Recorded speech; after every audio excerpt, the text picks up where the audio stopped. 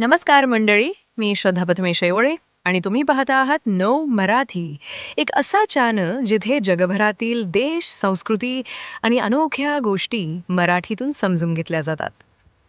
आज आपण भेट देणार आहोत युरोपमधील एका छोट्याशा पण अत्यंत सुंदर देशाला, अँडोरा.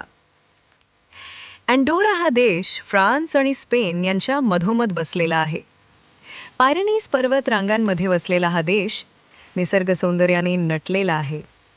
क्षेत्रफळ फक्त 468 चौरस किलोमीटर, म्हणजेच मुंबईच्या तुलनेत खूपच लहान. लोकसंख्या सुमारे 80,000. पण पर्यटनामुळे इथे वर्षभर गर्दी असते. राजधानी आहे अँडोरा ला वेल्ला, युरोपातील सर्वात उंच राजधानी.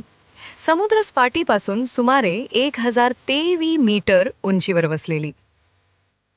मुख्य भाषा आहे कॅटलान, पण स्पॅनिश, फ्रेंच आणि पोर्तुगीज ही बोलल्या जातात. अँडोरा युरोपियन युनियनचा सदस्य नाही, पण युरो चलन म्हणून वापरतात.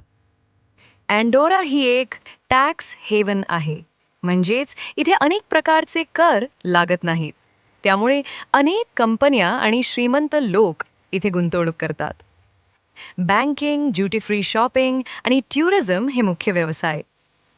इथे आयात केलेल्या वस्तूंवर कर लागत नाही, म्हणूनच इथे शॉपिंग स्वस्त आणि आकर्षक. अँडोरा हे हिवाळ्यातील स्वर्ग मानलं जातं. स्कीइंग, स्नोबोर्डिंग आणि पर्वतांमधील ट्रेकिंगसाठी प्रसिद्ध.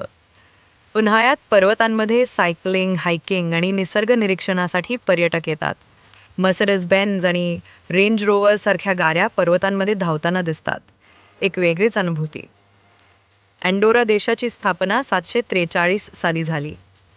इथे को प्रिन्सेस नावाची अनोखी राजकीय व्यवस्था आहे. एक फ्रान्सचा राष्ट्राध्यक्ष आणि दुसरा स्पेनमधील बिशप. अँडोरा हे जगातील एकमेव देश आहे जिथे 2 देशांचे प्रतिनिधी एकत्र राज्य करतात. अँडोरामध्ये मोबाईल नेटवर्क आणि इंटरनेट अत्यंत वेगवान आहे, पर्वतांमध्येही. इथे युनेस्को वर्ल्ड हेरिटेज साइट्स नाहीत, पण स्थानिक चर्च आणि वास्तू अतिशय सुंदर आहेत. अँडोरामध्ये शांतता, स्वच्छता आणि सुसंस्कृत जीवनशैली यांचा संगम आहे. अशा अनोख्या देशांची माहिती तुम्हाला आवडली का? तर मग नो मराठीला लाईक, शेअर आणि सबस्क्राईब करायला विसरू नका. मी श्रद्धा प्रथमेश येवळे. पुन्हा भेटूया एका नव्या देशासोबत, नव्या गोष्टींसोबत.